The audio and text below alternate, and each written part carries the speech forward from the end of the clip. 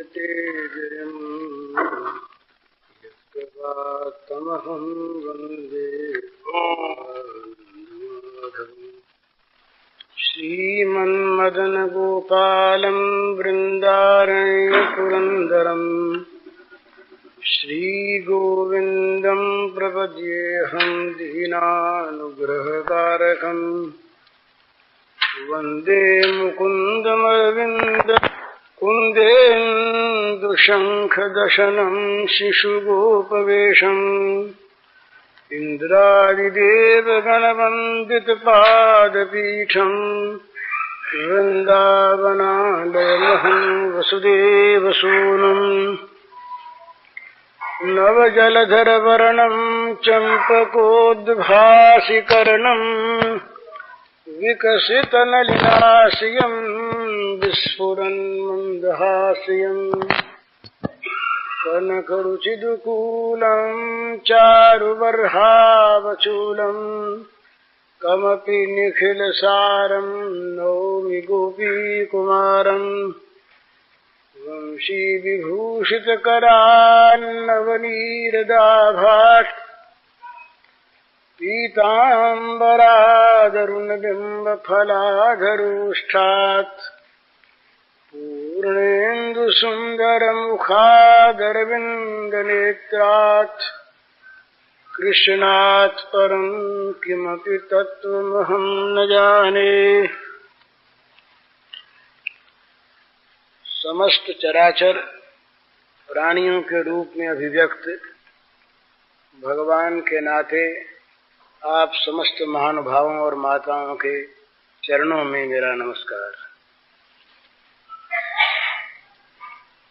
आज प्रातः काल जिन पर्चों के उत्तर में मैं कुछ कह रहा था वो पर्चे सभी निश्शेष नहीं हो गए, इतने मेरे हाथ में बचे। तो उन्हीं में से जिनका उत्तर दिया जा सका देने की चेष्टा करूंगा।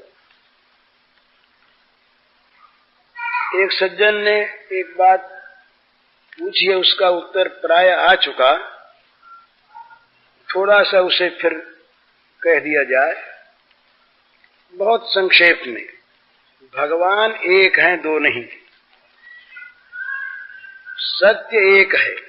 सत्य को प्राप्त करने के विभिन्न मार्ग हैं और मार्ग अपनी अपनी दिशा से अलग अलग चलते हैं।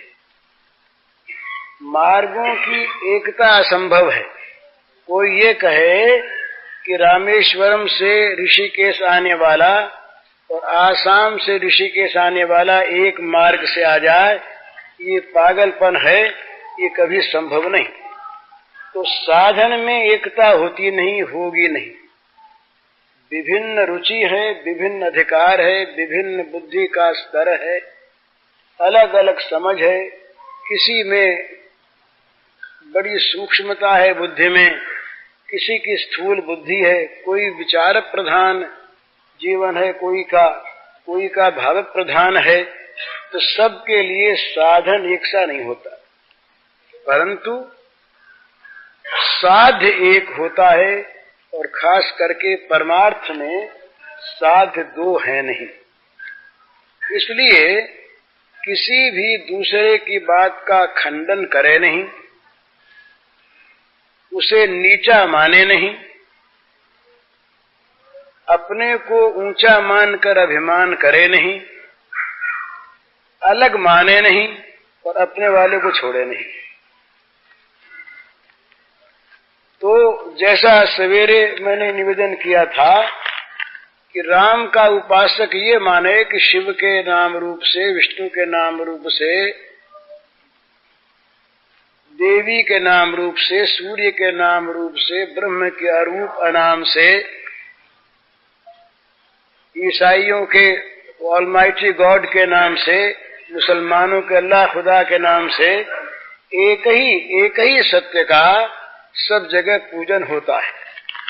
अब अपनी आंख से देखने पर उस सत्य के स्वरूप में कहीं कहीं तारतम्य मालूम भले ही हो, परंतु वस्तु तत्व जो है सत्य वो दो नहीं और उस सत्य को प्राप्त करने के विभिन्न मार्ग होते हैं।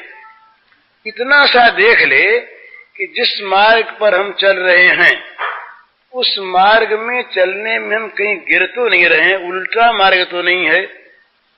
उल्टा मार्ग वही जहां हमारे जीवन में आसुरी संपत्ति बढ़ने लगे, भोगों की अभिलाषा अनुरक्ति बढ़ने लगे, बुरे कामों में प्रवृत्ति और उत्साह होने लगे, भगवान से संपर्क हटने लगे, राग द्वेष विशेष पुष्ट होने लगे, तो समझना चाहिए कि कहीं न कहीं हमारे मार्ग में गलती है, सुधार करना चाहिए। हिमालय की ओर चलते तो ठंडक मिलती ही, भगवान की ओर आगे चलते तो दैवी संपत्ति के दर्शन धीरे धीरे होते ही। इतना सा सावधान रहे, फिर अपने मार्ग से चलता रहे, दूसरे के मार्ग की ओर न ताके और न उसका खंडन करे। ये एक नीति और बहुत सी बातें इस संबंध में सवेरे कह दी गई थी। एक अंश उसका ये रह गया जो इसमें पूछा, नाम कौन सा जपे, तो जो अपने को अच्छा लगे सो। इसका उत्तर यही, जो अपने को अच्छा लगे सो। अपने यहाँ हिंदू शास्त्रों में, हिंदू ग्रंथों में नाम की बड़ी महिमा है और भगवान के सभी नामों का यशगान किया गया है विभिन्न ग्रंथों में। विष्णु, राम, शिव, हरे, न मालूम कितने भगवान के अनंत नाम हैं। 38 सहस्र नाम तो हमारे पास प्राप्त हैं, 38 सहस्र नाम हमारे संग्रह में हैं और वो सभी भगवान के नाम हैं। तो इसलिए भगवान के नाम सभी भगवत की भावना से लें। यूं अपने अपने इष्ट में तुलसीदास जी महाराज ने बड़ा सुंदर सिद्ध किया है कि राम नाम ही सर्वोपरि है। ठीक, राम नाम सर्वोपरि। चैतन्य महाप्रभु कहते हैं श्री कृष्ण नाम सर्वोपरि है, तो जरूर सर्वोपरि। क्या हर्ज है? एक के अनेक नाम, जिसको जो प्रिय लगे उसके लिए वो सर्वोपरि।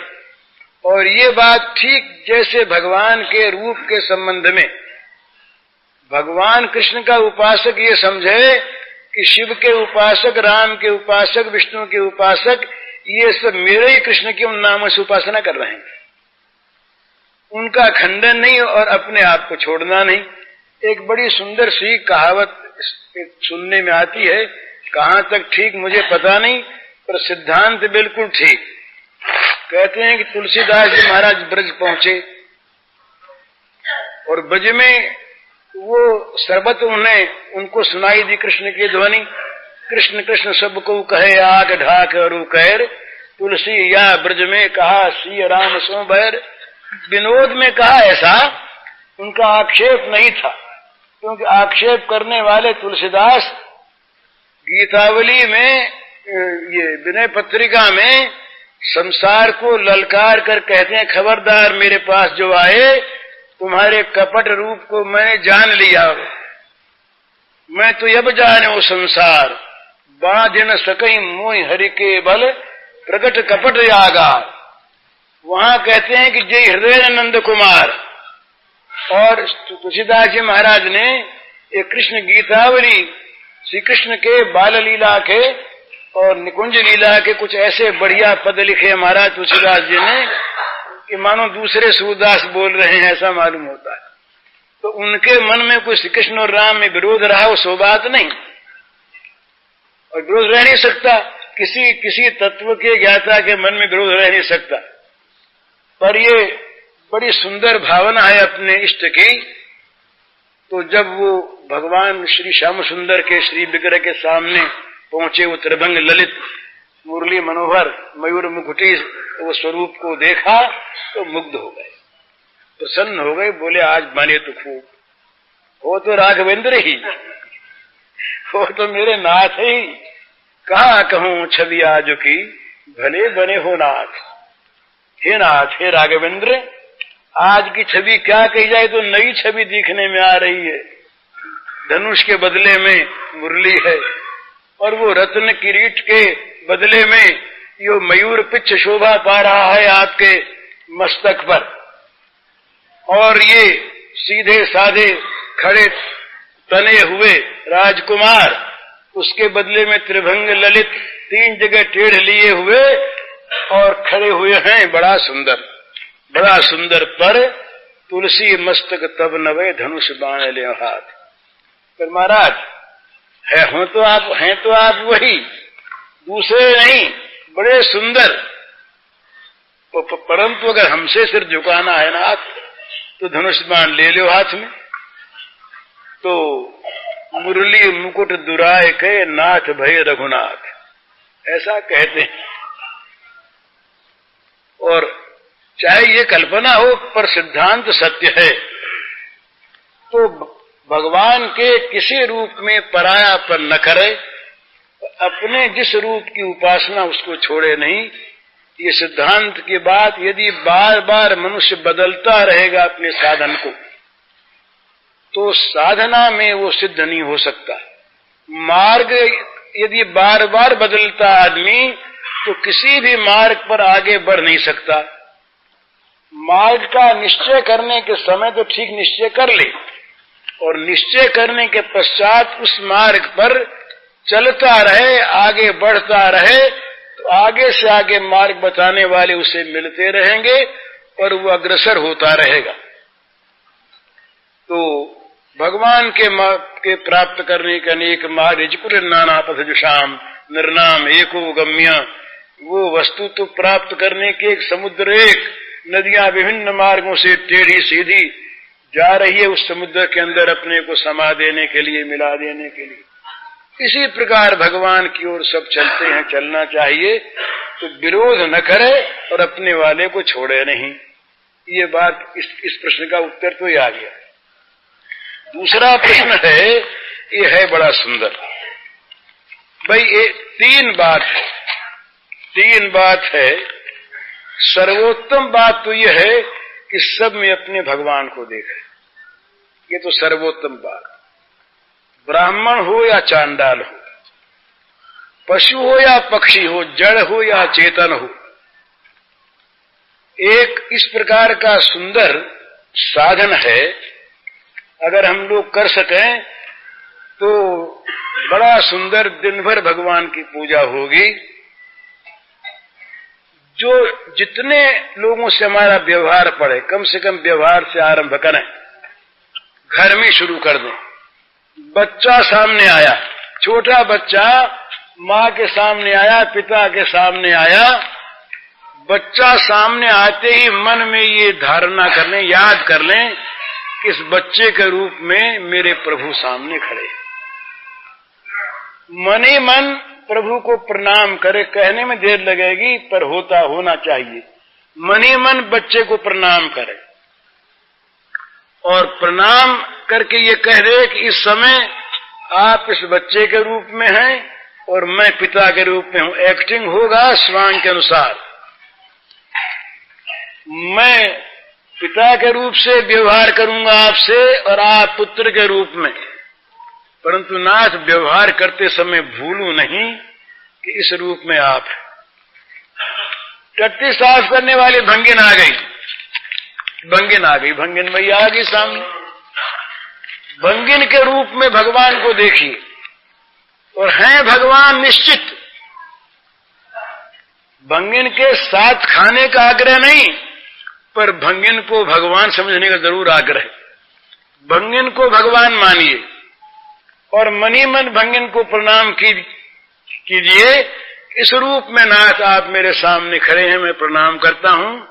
अब आप पाखाना साफ करेंगे, ये एक्टिंग आपका इस समय है और मैं इस समय ऐसा बन के बैठा हूं, पर इस काम करते समय भी मैं पहचान सकूं कि आप मेरे स्वामी हैं, दूसरे कोई नहीं। तो उस भंगिन के साथ दुर्व्यवहार नहीं होगा। तो ये एक नियम बना ले। इसको भागवत में कहा मृत्युंजय योग। एकादश के अंत में ये आया है कि गाय, गधा, सुअर, ऊंट, इन सबको दंडवत प्रणाम करे। तो चाहे हम दंडवत न करें। वो दंडवती स्वामी एक हुए महाराष्ट्र में, उनका नाम था दंडवत स्वामी। वो दंडवत स्वामी नाम पड़ा इसीलिए कि वो सबको साष्टांग दंडवत प्रणाम कर, दंड की भांति, लकड़ी की भांति गिर के जमीन पर, दंडवत का ये अर्थ। तो प्रणाम किया करते थे, वैसा हम न करें, परंतु ये हम समझ लें, मान लें कि प्रत्येक रूप में हमारे सामने भगवान आते हैं, दूसरा आता नहीं। इस भाव से हम घर में व्यवहार शुरू करें तो क्या होगा? वो बड़ी सुंदर चीज, स्वकर्मनातम अभ्यर्च सिद्धिम विन्दति मानव इत प्रवृत्तिर भूतानाम इन सर्मिदम ततम स्वकर्मनातम अभ्यर्च सिद्धिम विन्दति मानव। जिनसे ये सब निकला और जो सब में व्याप्त हैं, फैले हुए हैं, छाए हुए हैं, उन भगवान का अपने कर्म के द्वारा पूजन करे। तो घर में, दुकान में, बाहर, भीतर, कोर्ट में, गंगा के तीर पर, जंगल में, जहां भी हम जाएंगे हमारे भगवान वहां हमारे साथ और हमारी पूजा ग्रहण करने के लिए तैयार। हम रात को सोते हुए नींद के द्वारा उनकी पूजा करेंगे। हम भोजन करते समय भोजन करने की क्रिया के द्वारा उनकी पूजा करेंगे। हम बातचीत किसी से करते समय उस बातचीत के द्वारा भगवान की पूजा करेंगे। बस हमारा भाव स्वकर्म से पूजा बन जाए और जिससे हम बात करें उसमें हमारी भगवत बुद्धि हो जाए, ये भगवान। तो ऐसा यदि हो जाए तो दिन भर भगवान के दर्शन और दिन भर भगवान की पूजा, दिन भर भगवान का संग प्राप्त होता रहे, तो ये एक सर्वोत्तम योग है, एक तरीका है, साधन है दिन भर भगवान की पूजा का। तो जो कर सकते हो वो इस प्रकार से करे, सब में भगवान को देखे। ये अगर न हो तो दूसरा ये तरीका है, सब में अपने आप को देखे। वो भक्ति की भावना, ये ज्ञान की भावना, सब में आत्मा को देखे। ये देखे सर्वभूतस्थमात्मानम सर्वभूतानि चात्मनि ईक्षते योग युक्तात्मा सर्वत्र समदर्शनः। सर्वत्र जो समदर्शन, समान देखने वाले योगी क्या देखते कि आत्मा में समस्त प्राणी, समस्त भूत आत्मा में और आत्मा समस्त भूतों में। आत्मा अन्वय व्यतिरेक के द्वारा आत्मा ही ओतप्रोत है। सारे प्राणियों में भरा आत्मा और सारे प्राणी भरे आत्मा में। इस प्रकार निरंतर सब में अपने आप को देखे तो स्वाभाविक एक बड़ी सुंदर चीज आवेगी जीवन में, समता अपने आप आ जाएगी। चाहे व्यवहार में भेद रहे, और ये रहेगा। ये बात और पागलपन के हम लोग करने चलते हैं बहुत दफे, व्यावहारिक भेद को मिटा देना चाहते हैं। पारमार्थिक भेद तो मिटाना आवश्यक, और वो तो अज्ञान। अरे भाई सोना सब सोना, तो सोना सब समय सोना, गहना बना तब भी सोना, पहले भी सोना था और गहना गला दिया जाएगा तब भी सोना। पर सोने के बने हुए कंठे और हार में नाम और रूप के अनुसार अगर भेद नहीं रखा जाएगा तो लोग पागल कहेंगे और व्यवहार बनेगा नहीं। हाथ के कंकन गले में आएंगे नहीं और गले का हार हाथ में पहना जाएगा नहीं। सोना एक साल अगर एक वजन है तो दाम एक। हमारे शरीर में पैर से लेकर के सिर की चोटी तक आत्मा समान। कहीं चोट लगी हमको लगी, कहीं दर्द हुआ हमको हुआ, कहीं सुख मिला हमको मिला।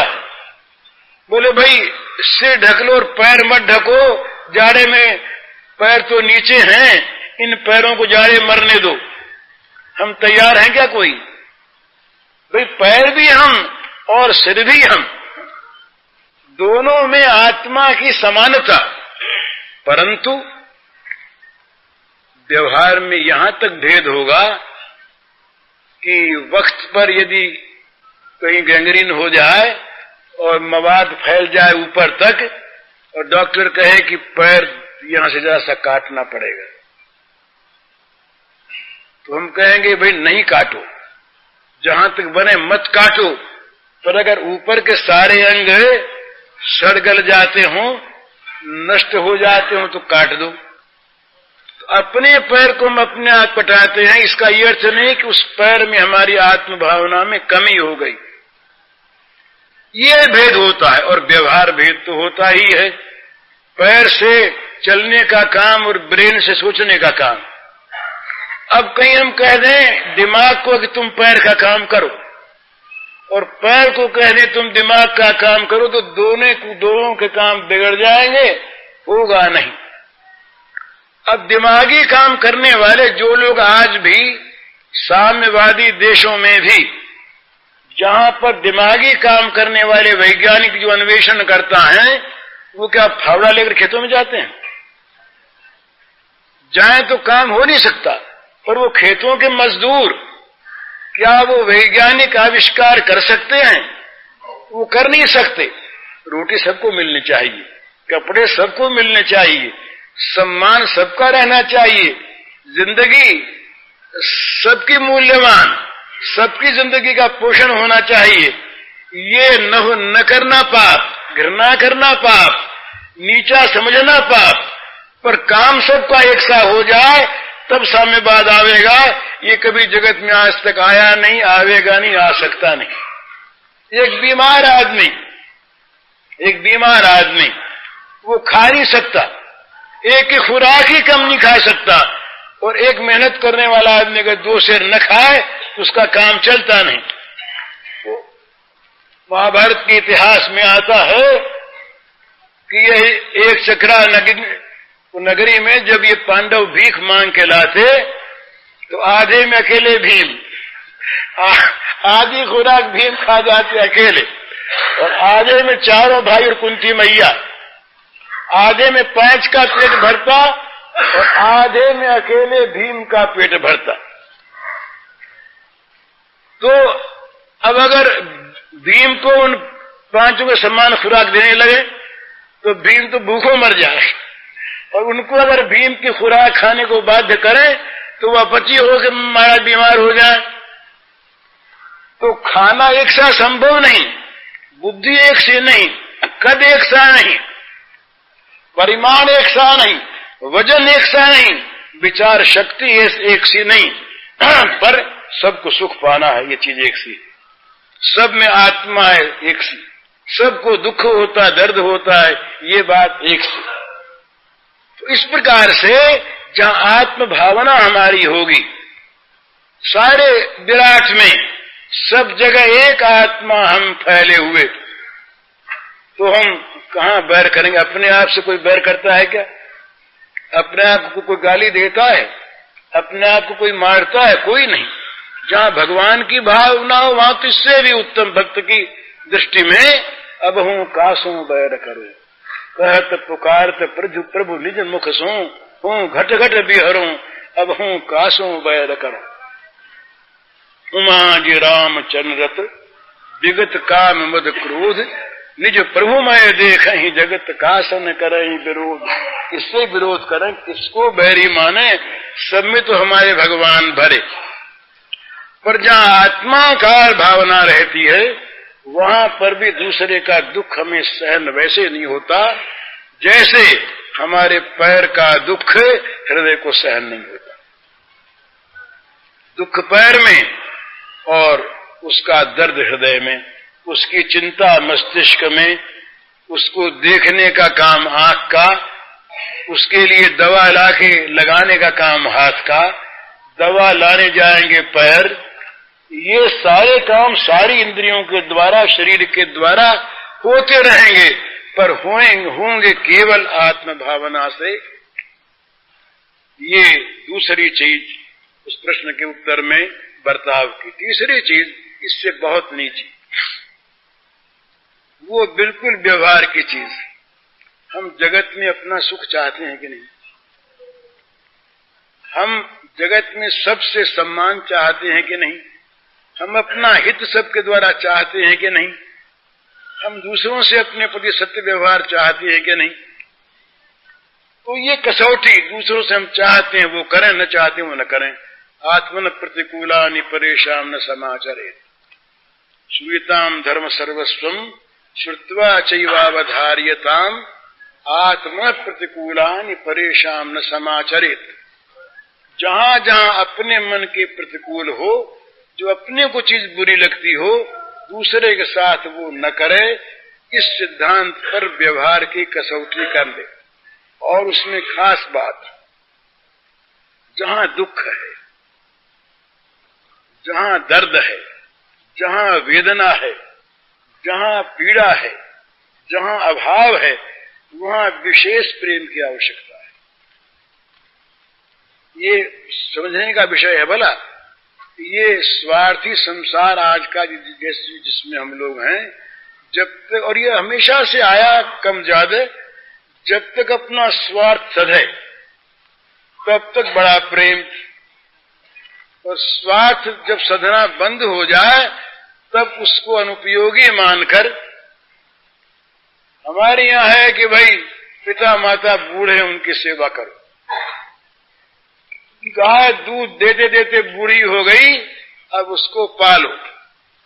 आज का अर्थवादी ये नहीं कहता, वो कहता है बूढ़ी गाय अनुपयोगी, उसे काट डालो।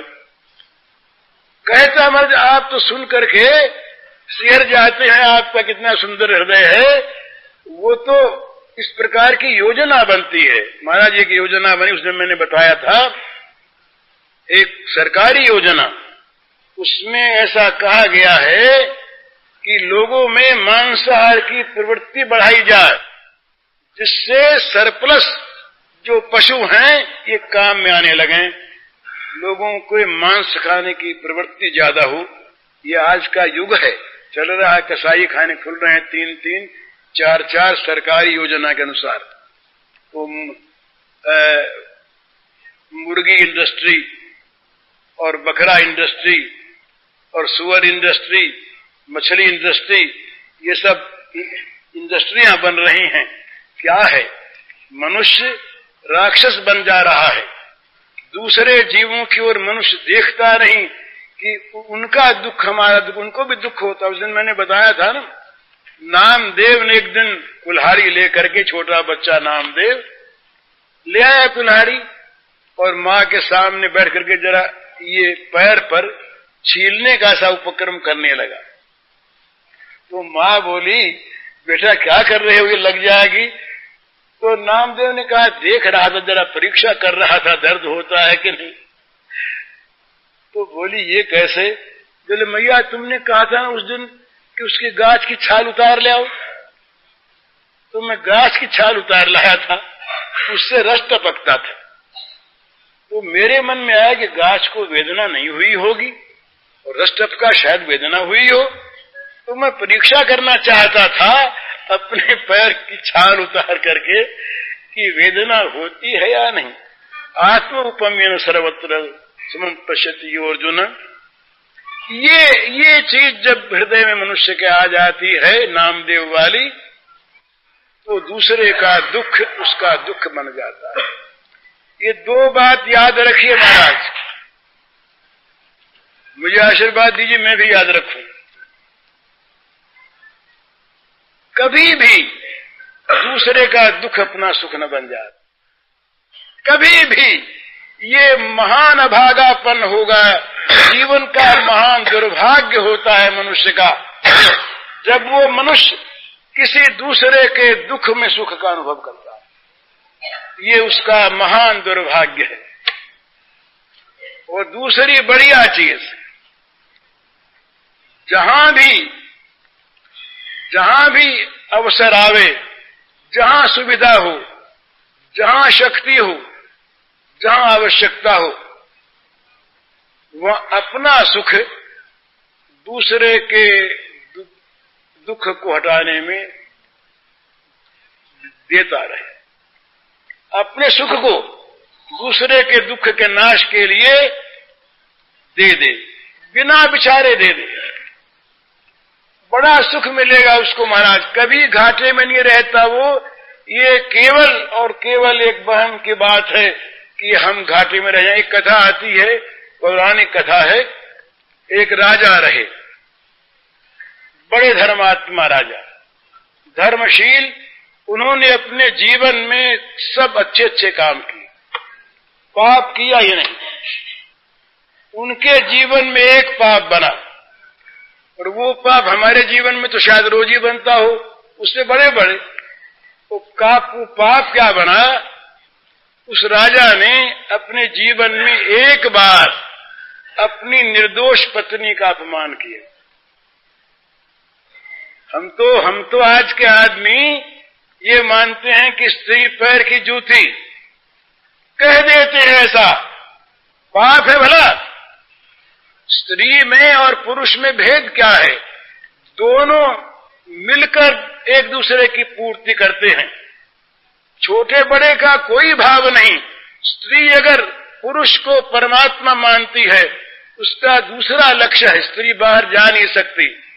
स्त्री घर का काम अगर न करे तो गृहस्थ बिगड़ जाए, उसका घर में रहना, बच्चों का पालना, घर का काम करना उसके लिए अत्यावश्यक। वो कब गीता सुनने जाए, वो कब कहाँ जाए, तो उसके लिए ये घर में मंदिर होना चाहिए।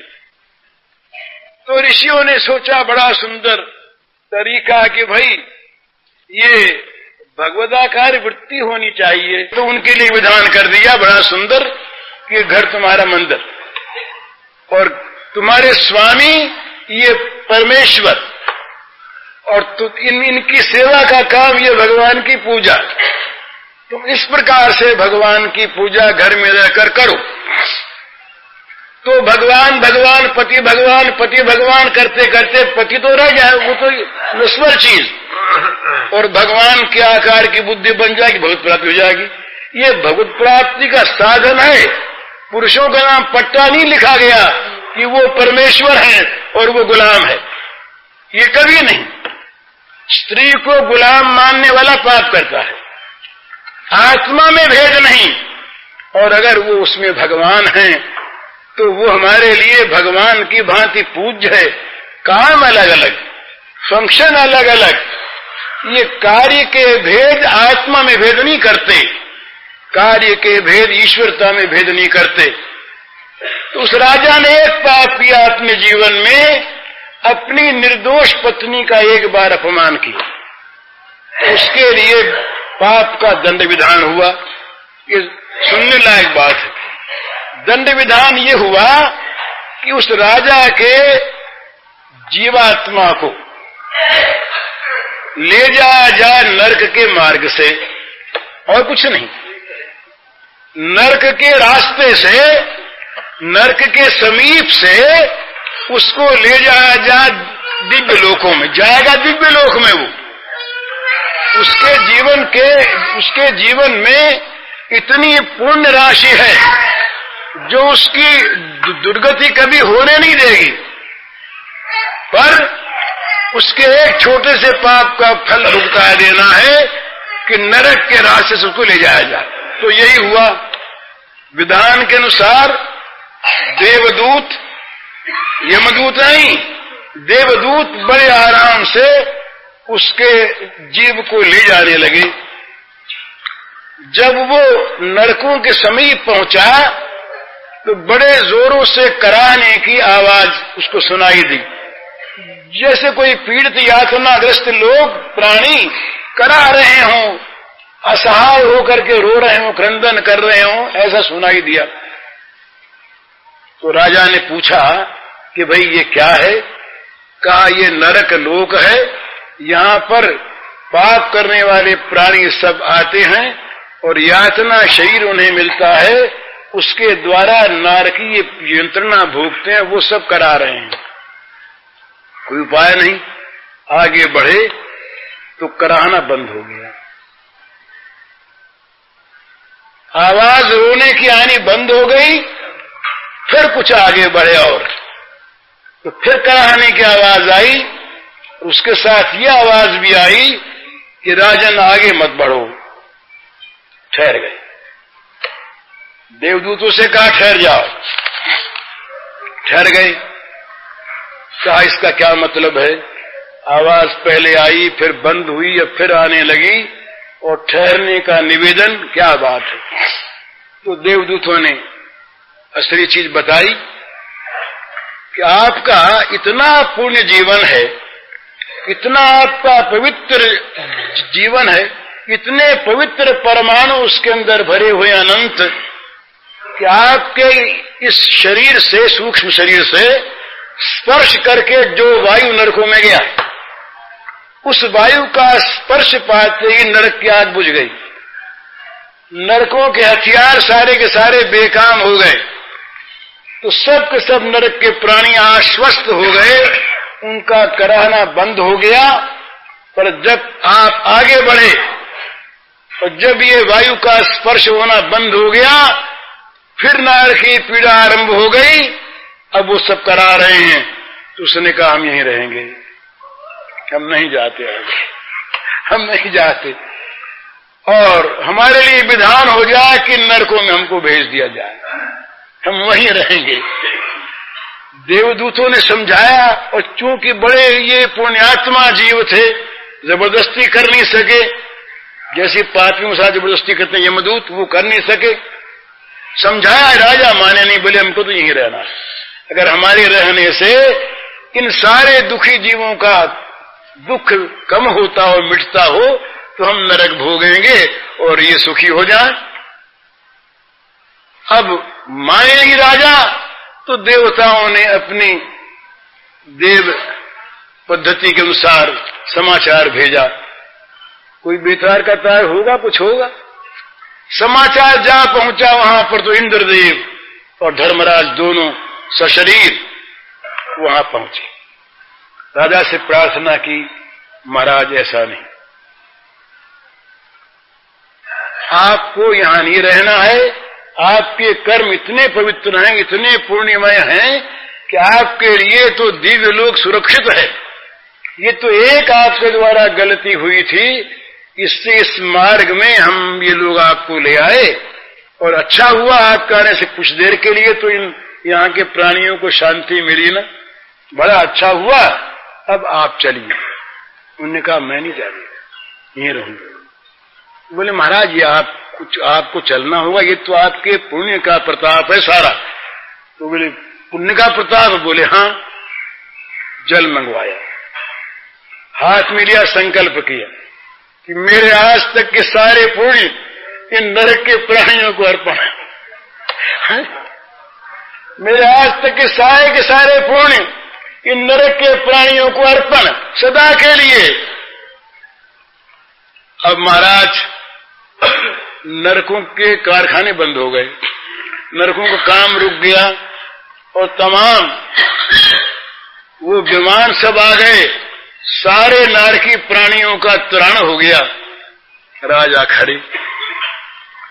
धर्मराज ने कहा महाराज आगे बढ़िए। अब बोले हम कैसे आगे बढ़े, हमने तो जो कुछ था सब दे दिया। तो धर्मराज बोले महाराज ये जो दे दिया आपने, जो महादान किया, इसका जो महापुण्य हुआ वो कहाँ जाएगा? इस महादान का जो महापुण्य हो गया, ये क्या मामूली चीज हुई?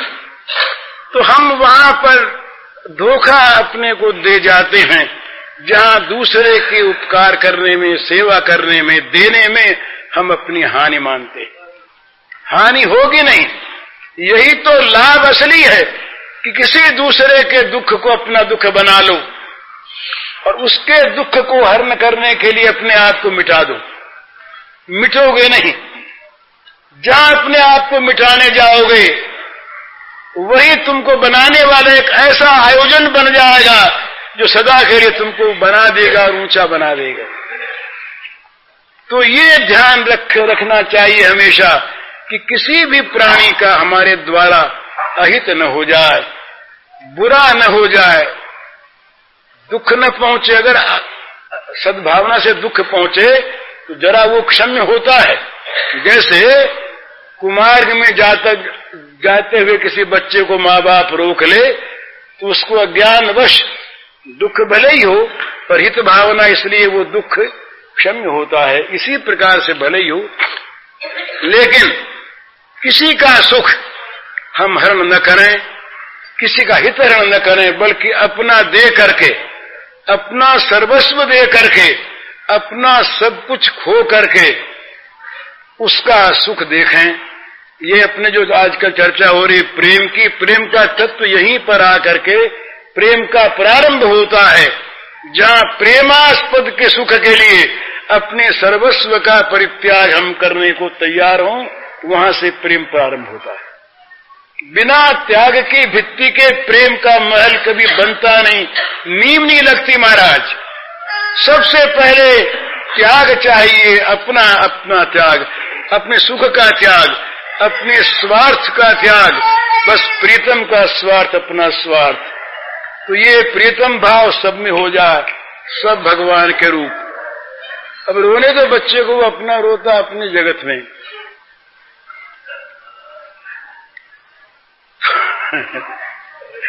एक बार की बात है, ये एक इस बच्चे को के रोने मुझे याद आ गई।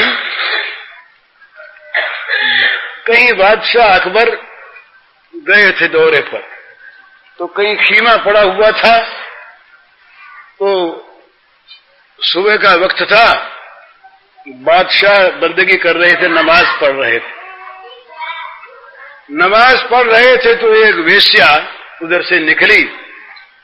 वो अपनी किसी धुन में जा रही थी।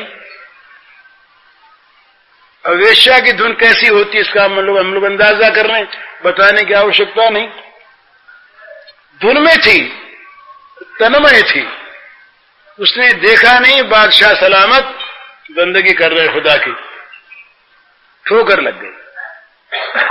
बादशाह को बंदगी करते गुस्सा आ गया, पर बंदगी कर रहे थे, शीलवान थे, बोले नहीं, पर मन में बड़ा क्षोभ हुआ। कुछ समय के बाद वो लौटी। बादशाह वहां आराम कुर्सी पर बैठे हुए थे। बादशाह ने पहचान लिया उसको, उसी मार्ग। अब तो दूर से निकली, उसको बुलाया पास। कौन हो तुम? बेचारी कांप गई, डर के मारे बोली, मैं तो एक औरत हूं, बाजारू। तुम्हारी इतनी हिमाकत कि मैं बंदगी कर रहा था उस वक्त खुदा की, नमाज पढ़ रहा था और तैने मेरी ठोकर मार दी। जानती है मैं कौन हूं? तो बोली, हुजूर जानते हो, आप जहां पना बादशाह हैं, पहचानते हो। तो बोले, जानती हो इसकी सजा क्या होगी? बोले, हाँ जानते हो, आप मुझे मार सकते हैं। तो बोले, फिर तुम तैयार हो? बोले, हाँ तैयार, पर एक बात, जब मरना ही है तो एक बात पूछना चाहती हूँ हजरत। बोले, पूछो। बोले, आप खुदा की बंदगी कर रहे थे? बोले, हाँ कर तो रहा था। तो खुदा की बंदगी में आपको मेरे जाने का ध्यान रहा? मैं एक नाचीज, नापाक आदमी की बंदगी करने जा रही थी, और मैं खुद नापाक। मैं अपने को भूल गई उस वक्त कि मैं बादशाह सलामत के ठोकर कैसे मारूं, भूल गई। मैं अपनी धुन में मस्त थी, किसी नाचीज नापाक के पास में जा रही थी, खुद में नापाक। जब मैं नापाक अपनी धुन में इतनी अपने आप को भूल गई, और आप खुदा की बंदगी कर रहे थे, मेरी ओर देख रहे थे। बादशाह का सिर नीचा हो गया। बोले, भाई ठीक, खुदा की बंदगी में ये कसर थी, कसर थी। एक ऐसी कहानी और आती है, बड़ी सुंदर कहानी है, एक महात्मा ने सुनाई थी मुझको। एक मौलवी साहब रहे, वो मौलवी साहब दिन में 12-12 बार नमाज पढ़ते और करीब 40 साल नमाज पढ़ते हो गए। तो उन्होंने एक दिन खुदा से कहा अपने गुरु के मार्फत कि खुदा हमारी बंदगी को जानते तो हैं, तो आवाज आई कि नहीं, हम तुम्हारी बंदगी से खुश नहीं। अरे 40 साल हो गए, दिन में 12 बार हम नमाज पढ़ते रहे, हमारे घुटने सब छिल गए, सिर में हमारे यहाँ पर वो खड्डा पड़ गया, नमाज पढ़ते पढ़ते सिर टेकते टेकते जमीन पर, और खुदा को ये पसंद भी नहीं, खुश नहीं खुदा इससे। क्यों खुश नहीं? तो बोले भाई इसलिए खुश नहीं कि जब तुम अकेले में रहते थे तब जो बंदगी करते थे, और कोई सामने आता तब जो बंदगी करते थे, उसमें कुछ फर्क था। तो बोले ये कैसे? कि जब अकेले में करते तब तो ऐसे ही एक आध बार घुटना टेका कि चादर उठाई कि बैठ गए, और जब कोई देखने वाले होते हैं कोई सामने, तब तो बड़े मजे में घुटने टेकते, सिर टेकते, ये देखे नमाज पढ़ रहे हैं। तो तुम तो भैया उनको दिखाने के लिए कर रहे थे बंदगी, खुदा के लिए कहाँ कर रहे थे? समझे? तो हम लोगों की साधना बहुत सी ऐसी होती हैं, कीर्तन करते हैं मस्ती में, और जब कोई आ जाता तो बहुत मजे में, अकेले में नहीं करते। भगवान को कौन दिखाता है? हम तो दिखाते हैं दुनिया को कि देखो मस्त हो गए, कैसे प्रेमी है, कैसे ज्ञानी है, बेहोश हो गए। अरे महाराज क्या ठिकाना है हमारे मन की, तो हम जानते हैं, आपको क्या पता। तो ये बच्चे के रोने के बाद में कह रहा था कि बच्चा रोया अपनी दुनिया में, अरे बच्चा रोएगा ही। हम अगर सुनने वाले बैठे हैं तो हम बच्चे पर ध्यान क्यों दें? हम सुनते रहे और हमारी इंद्रियां अगर ठीक लग गई। एक कथा आती है महाराज, ऐसे याज्ञवल्क्य जी महाराज कथा कहा करते थे, बहुत लोग सुनते, जनक सुनते। तो जनक जब तक ना आते तब तक याज्ञवल्क्य जी प्रारंभ न करते, और जनक ठीक टाइम पर आते ही। कभी अगर देर हो जाती किसी कारण से तो उतनी देर तक याज्ञवल्क्य ठहर जाते। तो हम जैसे बहुत लोग बोले भाई ये तो बूढ़ा ब्राह्मण जो है ऋषि, ये राजा का पक्षपात करता है, राजा के बिना ये तो कथा ही नहीं कहता, तो राजा के लिए कहता है, खुशामद करता है पैसे वाले की, और हम लोग सब साधु महात्मा बैठे हैं, हम लोगों की ओर देखता ही नहीं। तो याज्ञवल्क्य योगी भी रहे, वो जान गए इस बात को कि लोगों का किस भ्रम को दूर करना है। तो एक दिन हो रही कथा, हो रही, बोले जगत है ही नहीं, वेदांत का बड़ा सुंदर निरूपण हो रहा, बड़ी ऊंची से ऊंची बात, जगत नहीं, और सब के सब झूम रहे बस मस्ती में, जगत है ही नहीं, है ही नहीं जगत। हमारे एक रहे मित्र एक दिल्ली की बात कहता हूं, बंबई में रहे, वो अब नहीं है, थे बड़े वेदांती, बड़े अच्छे निष्ठावान, उनकी निंदा नहीं कर रहा, उससे उनसे मैंने बहुत सीखा, सज्जन थे। तो वो अजातवाद मानते थे, अजातवाद के बड़े पक्षपाती रहे, श्रीहर्ष के बड़े भक्त, व्याख्या किया करते अजातवाद के बड़े अच्छे। तो एक बार कोई रुपए पैसे का प्रसंग आया, तो मैंने कहा कि इसको छोड़ दो, ये चिंता नहीं करनी चाहिए। तो बोले इसके बिना नहीं काम चलता। मैंने कहा जब अजातवाद है तो रुपए कौन सी बात है, मजाक में उनसे बड़ा प्रेम था। वो बोले भाई रुपए को छोड़ वो सब में अजातवाद है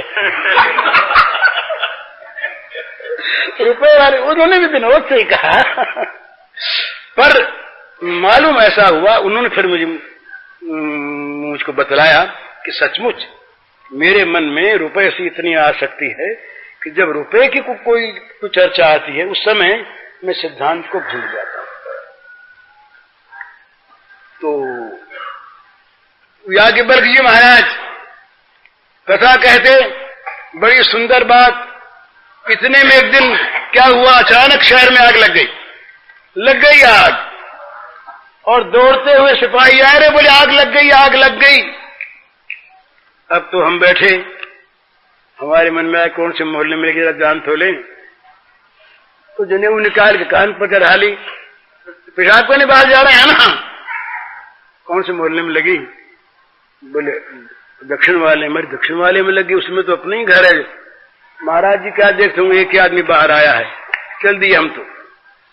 यो होते होते होते सारी सभा खाली हो गई।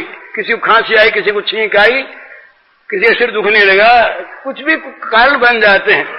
बोले महाराज देखिए हम अभी आते हैं। सभा खाली हो गई, 2 एक सज्जन बचे और बचे महाराज जनक। ये अपना कथा कह रहे, वो सुन रहे। इतने में एक सिपाही आया, उसने कहा कि महाराज के महल में आग लग गई। जाके बल्कि बोले राजा महल में आग लग गई। कहा लग जाने दीजिए, महल में आग लगने से जनक का क्या जलता है।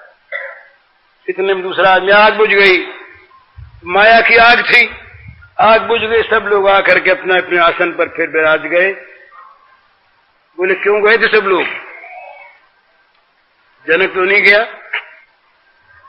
तब लोगों के समझ में बात आई कि अधिकारी कौन है। तो जब सत्संग होती, हर चर्चा होती और बच्चा जी रोया और वक्ता के भी कान में बच्चे का रोना आ गया, तो श्रोताओं को भी आ गया। तो जरा समझने की चीज है, श्रवण में भी तन्मयता नहीं होती है। इसका ये अर्थ नहीं कि बच्चों को यहाँ ला करके हल्ला गुल्ला कल से मचाना शुरू कर दिया जाए। बोले भाई जी कह गए, ये चीज तो अपनी साधना की है। जब हम किसी साधना में हम लग रहे हैं, उस समय बाहर की चीज पर अगर हमारा चित्त जाता है तो हमारा चित्त उसमें ठीक ठीक लगा नहीं। तो चित्त जब तक नहीं लगता तब तक वो वस्तु प्राप्त नहीं होती महाराज। तो चित्त की संलग्नता बड़ी आवश्यक होती है साधना में। तो मैं बात कह रहा था वो एक दूसरी, कि सब में भगवान को देखे या सब में आत्मा को देखे या व्यवहार को ही देखे, तो जो व्यवहार अपने को बुरा लगता है वो दूसरे को लगता होगा, जो व्यवहार अपने को अच्छा लगता है दूसरे को लगता होगा। इस कसौटी पर कस ले, और जहां जहां पर दुख है, जहां जहां पीड़ा है, जहां जहां यंत्रणा है, जहां जहां अभाव है, वहां भक्त तो ये माने कि यहाँ भगवान इस अभाव के रूप में आए हैं और हमसे सेवा मांग रहे हैं। जहां बीमार दिखे वहां समझे कि भगवान बीमार बन के सेवा मांग रहे हैं। जहां अन्न वस्त्र का अभाव हो वहां देखे कि भगवान यहाँ ये अपाहिज बनकर, दीन बनकर, अकालग्रस्त बनकर हमसे अन्न मांग रहे हैं।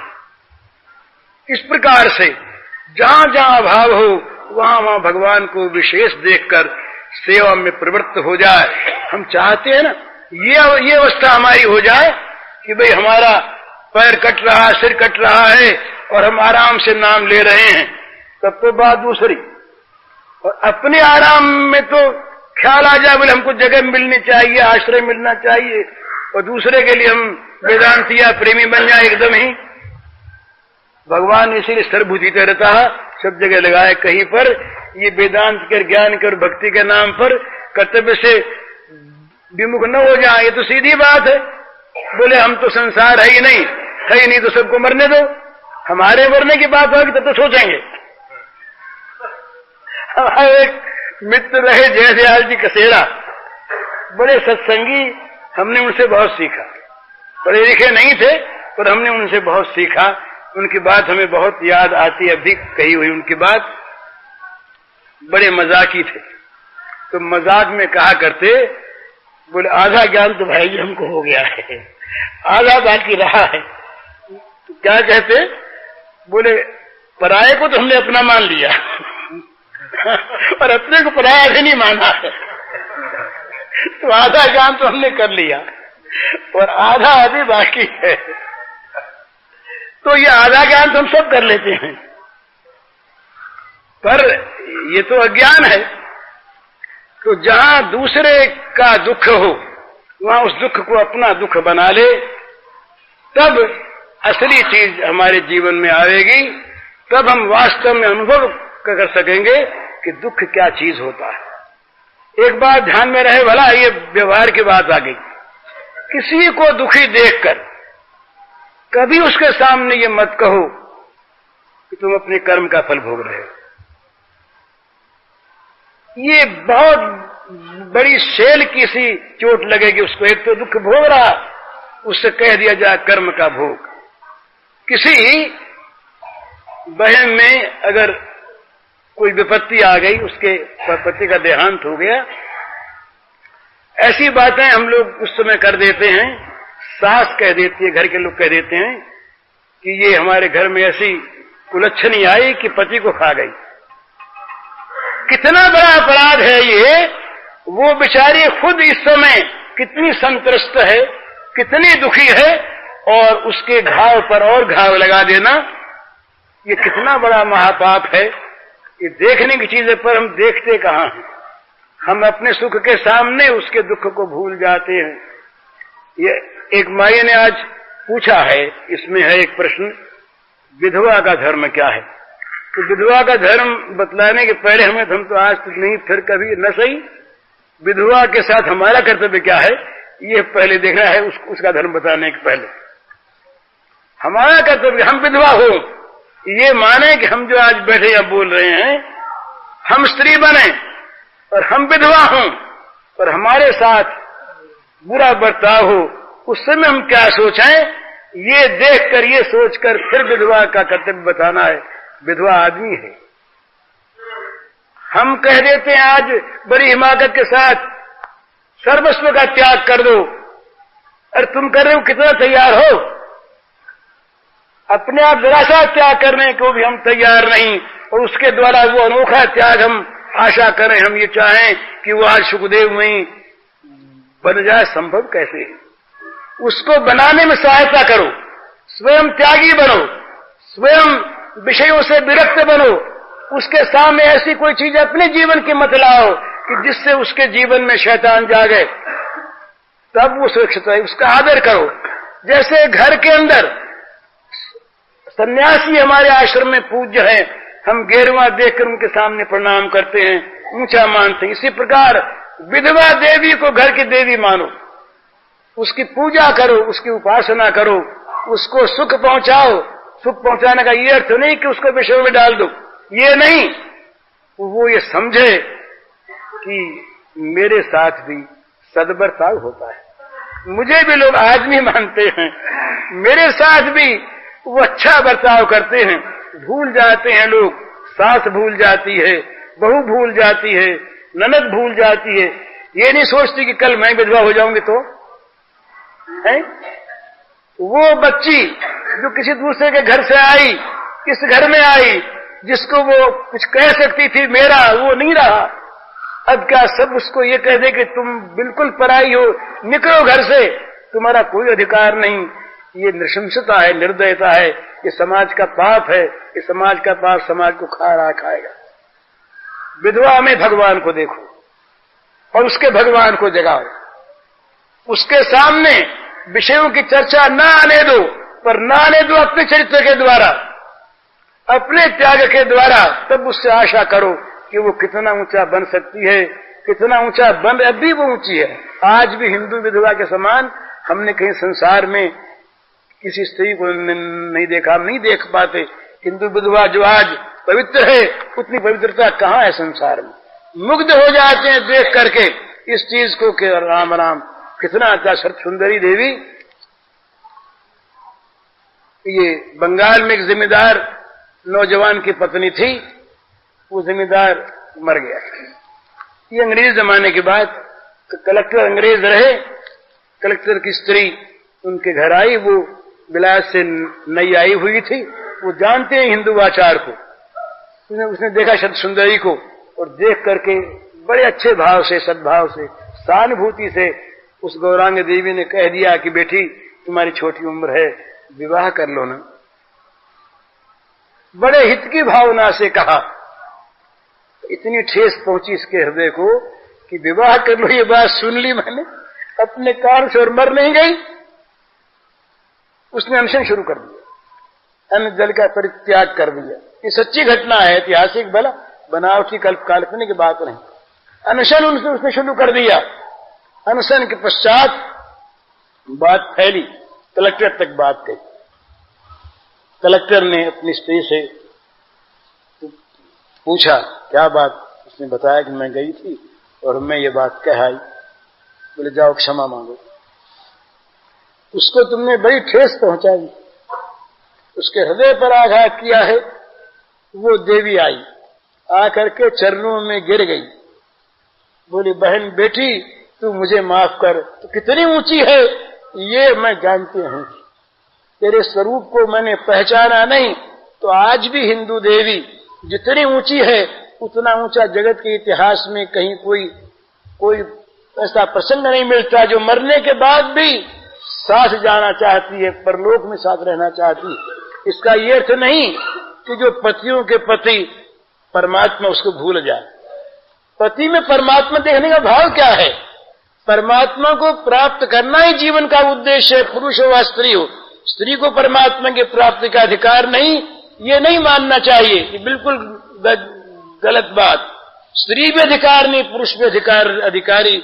उनके मेथड, उनके रास्ते जो हैं ये अलग अलग हैं। वहां न स्त्री है न पुरुष है, वहां तो स्त्री पुरुष दोनों से अतिरिक्त वो तो अलिंग है, उनके लिए कोई बात नहीं। तो उन भगवान की सेवा करने के लिए तो सबको तैयार रहे। कोई पति के द्वारा सेवा करे, कोई परम और पति की सीधी सेवा करे। मीरा ने की, मीरा ने विवाह करके भी विवाह नहीं किया, विवाह हो गया उनका रणछोड़ जी से। और फिर वो जब तक स्वामी जीवित रहे उनकी सेवा की, उसके बाद उन्होंने रणछोड़ जी को पति मान लिया। पर उसके पति मानने का ये थोड़ी अर्थ है कि उसका शरीर कहीं भ्रष्ट हुआ। वो तो परम पति जो सबके पति हैं, जो सबके स्वामी हैं, जो पतियों के पति हैं, जो पतियों के स्वामियों के आत्मा हैं, उन परमात्मा जगदाधार जगतपति विश्वात्मा विश्वपति सर्वलोक महेश्वर को उन्होंने अपना पति माना और कहा ऐसे बर को क्या बरूं जो जन्मे और मर जाए, बर बरिए एक सांवरो वे चुड़लो अमर हो जाए। कितनी पवित्र बात है, कितनी पवित्र बात है। तो इस तरह से दूसरे के दुख में जब तक हम दुखी नहीं होते, जब तक दूसरे के दुख को अपना सुख बनाते हैं, तब तक हम महाराज मनुष्य कहलाने योग्य नहीं। साधक कहां से होंगे, देवता कहां से होंगे, गुण कहां से आवेगा? हमें तो सबसे पहले ये करना चाहिए कि हम अपने जीवन में किसी का दुख न देख सकें, न मिटा सकें दूसरी बात, पर किसी के दुख को देखकर हमारा जीवन रो उठे। कम से कम ये तो होना चाहिए ना, सहानुभूति। आज हमारा एक मित्र है, कल वो मर गया और हम उसके बाल बच्चों को भूल जाएं, इतने स्वार्थी हम हो जाएं कि आज जिससे हम प्यार करते थे, आज जो हमारे घर का था और उसके चले जाने के बाद उसके बच्चों से हमारा कोई वास्ता नहीं। ये नृशंसता है। तो तीसरी चीज ये कि हम व्यवहार के नाते जब अपने लिए सुख चाहते हैं, अपना हित चाहते हैं, अपना सम्मान चाहते हैं, तो दूसरों के साथ भी हम वही बर्ताव करें। सब में भगवान माने पहली बात, सब में आत्मा को देखें दूसरी बात, और सबके सुख दुख को अपने समान। हरिओम। पूज्य श्री भाई जी के इस प्रवचन का शीर्षक है भगवान हमारी सारी जिम्मेदारी लेने को तैयार, और इसका कैसेट संख्या है 12।